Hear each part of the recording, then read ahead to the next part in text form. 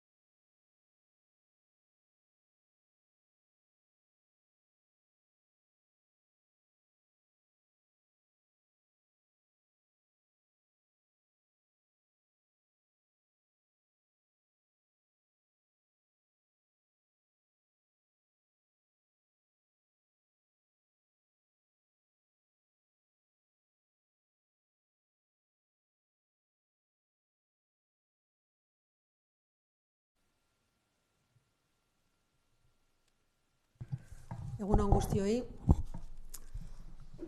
Ongi etorri gaurko Gobernu Kontseilu honen prensa horrekora. Gaur Gobernu Kontseiluan hartutako erabakien berri eman baino lehen, bai aipamen berezi bat egin nahi nuen Zaporeaki gertatu zaionaren inguruan, Greziako Lesbos Irlan. Izan ere oso gogorra da bertan bizi izan dutena, eta oso gogorra da baita ere bertan ikusten dutena. Bertako egoera gero eta okerragoa da, eta bilakaera hala etortzen zuten gero eta okerragoa ere bada, eta oso kezkatuta gaude han gertatzen ari den horrekin. Egiten duten lana handia da, beharrezkoa da, eta horri eutsi behar diogu, eta oso kezkatuta gaude bertan gertatzen ari den bilakaera negatiboarekin. Eta ez nuke amaitu nahi gure elkartasuna eta esker ona luzatu gabe Gipuzkoako Foru Aldundiaren izenean. Hori esan da, 4 gai garrantzitsu azpimarratu nahi nituzke gaurko Gobernu Kontseiluan onartutakoaren ildotik. Lehenengo gaia, zientzia, teknologia eta berrikuntza sareari diru laguntzak. Bigarrena, 4.0 industriari zuzendutako diru laguntzak. Hirugarrena, martxoaren 8ko erakunde adierazpena. Eta 4. memoria historikoari dagozkion diru laguntzak. Lehenengo eta bigarren gaiak azaltzeko hemen dut Imanol Lasa diputatua, bea baino hobeto inorrez azalpenak emateko, beraz nahi dezunean Imanola. Eskerrik asko, bozeramaileak aurreratu bezala, gaurko Foru Gobernu Kontseiluan sustapen ekonomikoko arloari lotutako 2 diru laguntza deialdi onartu ditugu. Alde batetik, garapen eta berrikuntza sarea bultzatzeko programa, eta bestetik lurraldeko enpresen eraldaketa teknologikoan laguntzeko Gipuzkoa 4.0 industria programa. Lehenengoari eutsiz, Gipuzkoako zientzia, teknologia eta berrikuntza sarea bultzatzeko programaren urteroko deialdia onartu berri dugu. Programak sare horretako entitateek ikerketan, azpiegituretan eta ekipamendu aurreratuetan egiten dituzten inbertsio ezberdinak babestea du helburu. 4,3 milioi euro bideratuko ditugu aurten ere, zeren aurreko urteko kopuruari eutsi egiten diogu, ez da gure ustetan nolanahiko zenbatekoa, azkenean 4,3 milioi ari garelako hitz egiten. 2019an programa horren barruan, 33 entitatek gadutako 55 proiektu babestu ziren. 8 enpresako ikerketa eta garapen unitateek abiarazitakoak. 17 inbertsio proiektu eta ikerketa eta garapeneko 30 proiektu. Eta hemen ere, nabarmendu nahiko nuke gaurko honetan ere, 2019an diruz lagundutako proiektuen 118 emakume bat zuten buru. Hortaz, hemen ere ikusten dugu, zientzian batipat,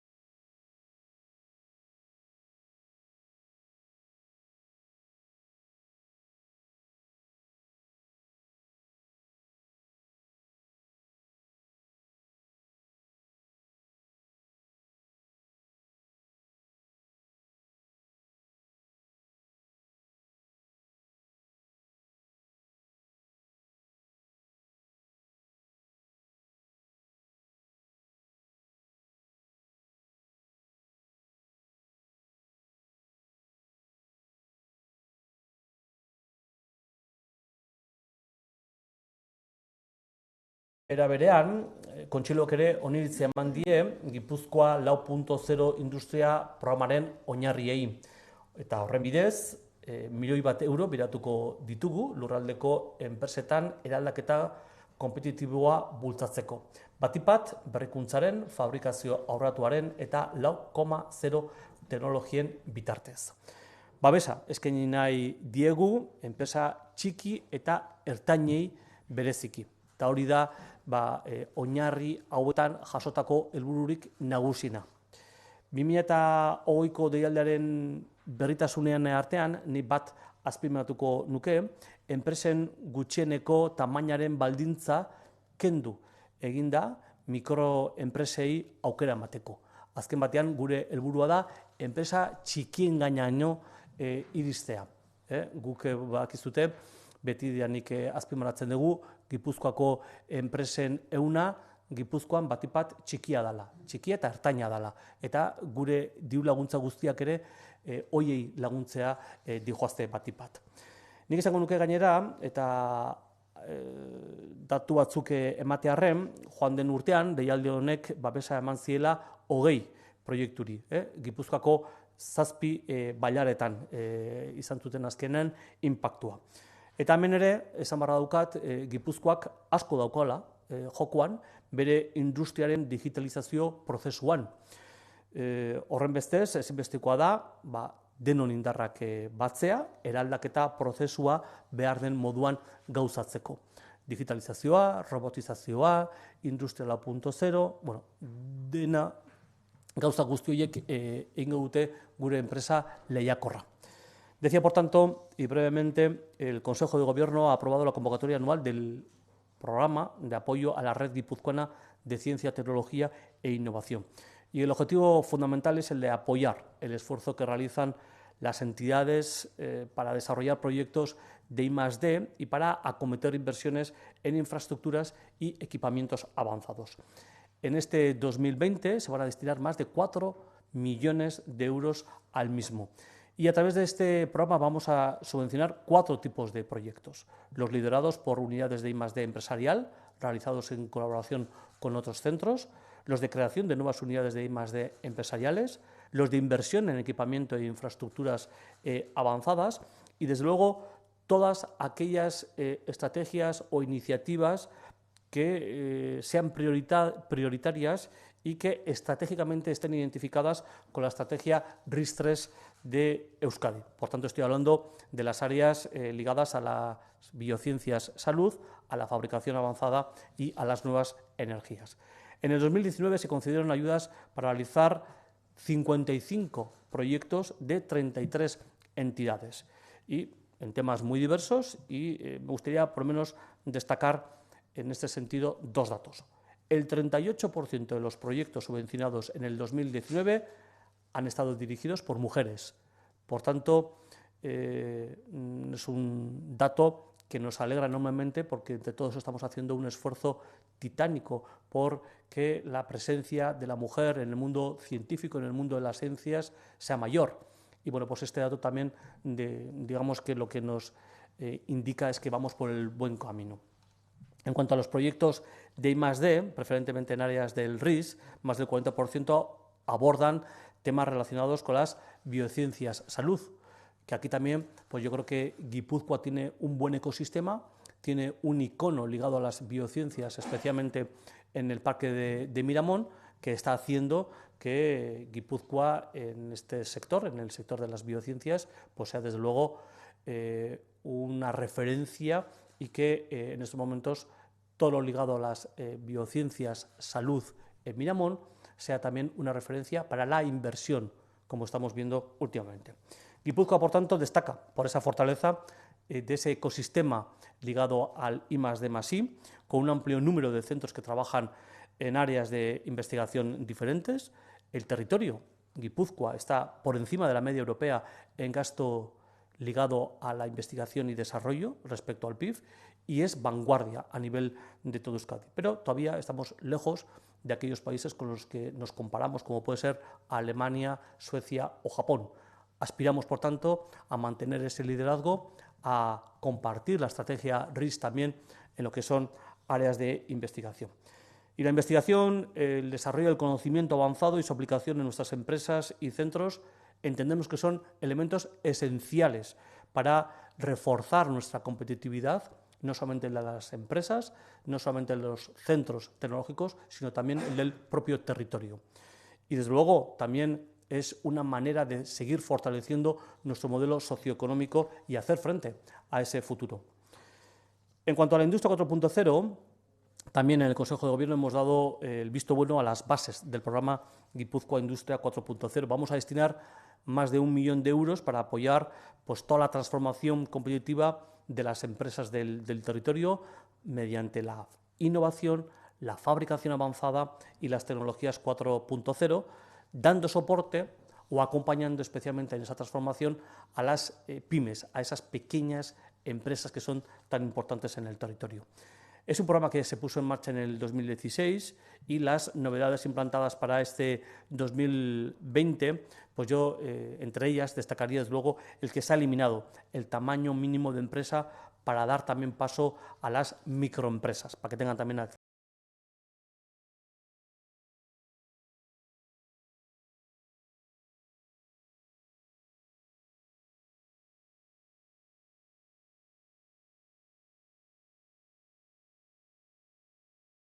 un territorio coherente, un territorio compacto y, por tanto, insisto, son las dos caras de la misma moneda. Guipúzcoa en estos momentos se juega muchísimo en este sentido. Guipúzcoa se juega mucho en el proceso de digitalización de su industria, de la robotización de su industria, por lo que va a ser necesario este tipo de ayudas, el apoyo a los centros de investigación y a que sigamos sumando esfuerzos y aumentando las sinergias para favorecer de una manera correcta todo ese proceso de transformación. Lasa diputatuak lehenengo bi gaiak aipatu ditu, Gobernu Kontseiluan gaurkoan onartu direnak, eta nik beste biak garatuko dizkizuet edo azalduko dizkizuet. Beak, Lasa diputatuak aipatzen zuen nola zientziaren arloan emakumeek sekulako bilakaera izan dutela azkeneko urtetan, ahalegin handia egin dela askoren aldetik, beren presentzia, emakumeen presentzia areagotzeko zientzia arloan, baina oraindik ere asko dagoela egiteko. Asko dago egiteko zientziaren arloan eta asko dago egiteko hainbat esparrutan ere. Horregatik martxoaren 8 da garrantzitsua, martxoaren 8ak du garrantzia eta aldarrikapen horri eutsi egin behar diogu eta jarraibide bat eduki behar du. Gaurkoan beraz, erakunde adierazpena onartu dugu Gobernu Kontseiluan, berdintasuna giza eskubide bat izateaz haratago, gizarte justu eta kohesionatu bat lortzeko ezinbesteko tresna bat bada. Ez da soilik eskubide bat, baizik eta gizarte justu eta kohesionatuago bat lortzeko tresna. Zentzu horretan, berdintasunaren aldeko konpromiso individual eta kolektiboak behar ditugu, eta kolektiboa behar den heinean, erakundeak ere bere egiten du konpromiso hori, eta eutsi egiten dio konpromiso horri, eta erakunde adierazpena onartu du gaurkoan. Azkeneko urteetan, bilakaera ona izan du berdintasunaren aldarrikapenak, naiz eta oraindik ez den lortu, hori agerian dago, baina asko dago oraindik egiteko. Bereizkeriak eta ezberdintasunek jarraitzen dute, eta horrek kezkatzen gaitu, baina horrek baino gehiago kezkatzen gaitu, badagoela olatu erreakzionario bat horren kontra dagoena. Eta hori oztopatu nahi duena. Alegia, garapen hori, berdintasunaren aldeko garapen hori oztopatu nahi duena. Eta guk, erakunde bezala eta herritar bakoitzak bizkar eman behar diote olatu erreakzionario horri. Gipuzkoako Foru Aldundiak konpromiso bat hartu zuen legealdi hasieran, konpromiso nagusi bat, eta zen hain justu Gipuzkoa bilakatzea desberdinkeria gutxieneko lurraldea Europa mailan, eta Europa esaten duenak dio munduan. Eta konpromiso horri eusten diogu noski.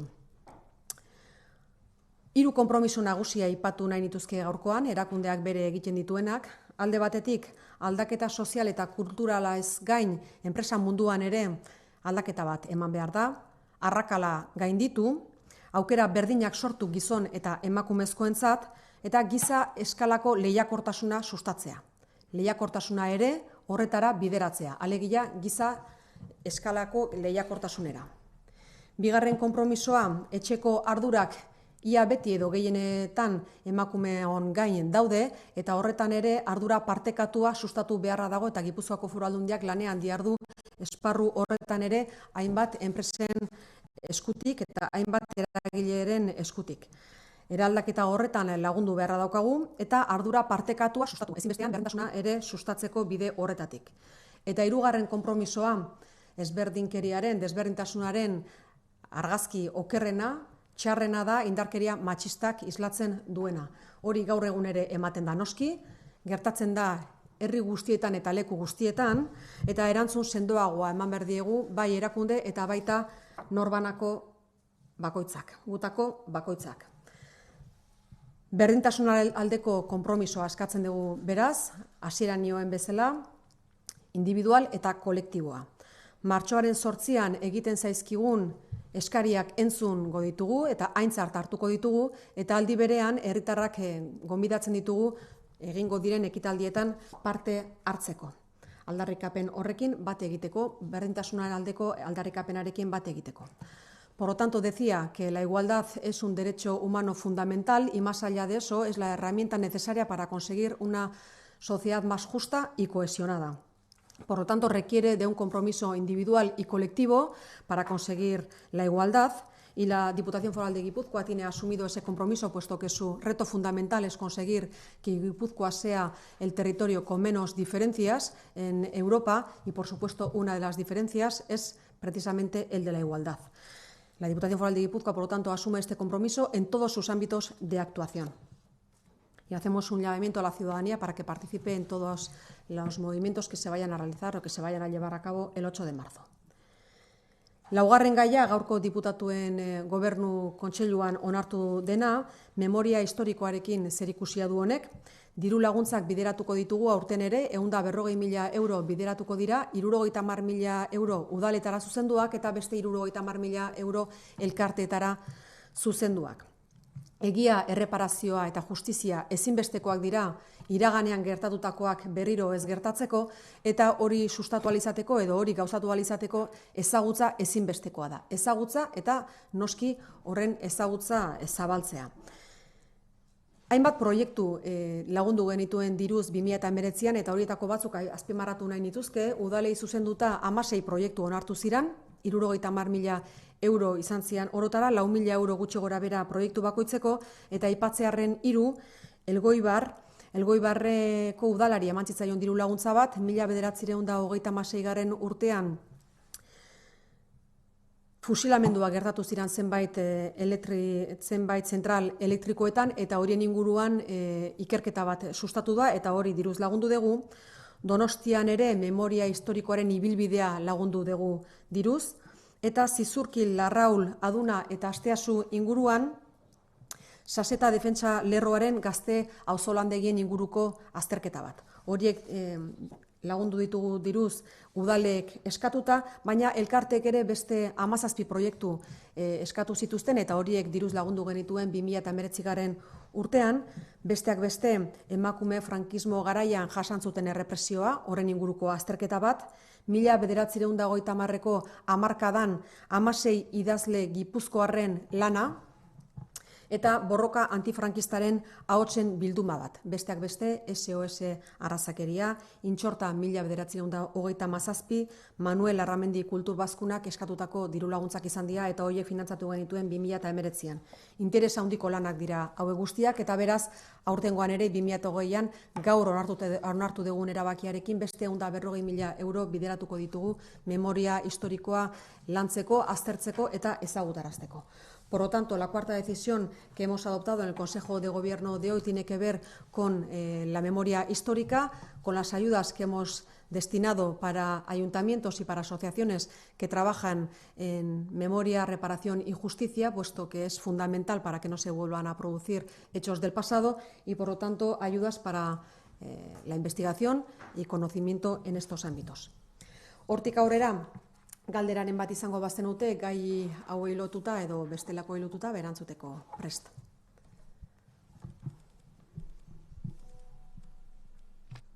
Bai. Iritsi dela, baina horren aurretik ere eragin ekonomikoa zitzeneko nuke. Ez da izan bateraino Gipuzkoako enpresengan eragina dagoeneko somatzen den, dagoeneko pairatzerari diren, eta ze espero behar dugun hemendik aurrera justu eremu edo arlo horretan. Bai, neronek erantzungo dizuet, eremu horretan dagoen bilakaera edo egiten ari geran lan azaratago ere badaukagu Gipuzkoan zehar hartu beharreko neurri batzuk ere badaude.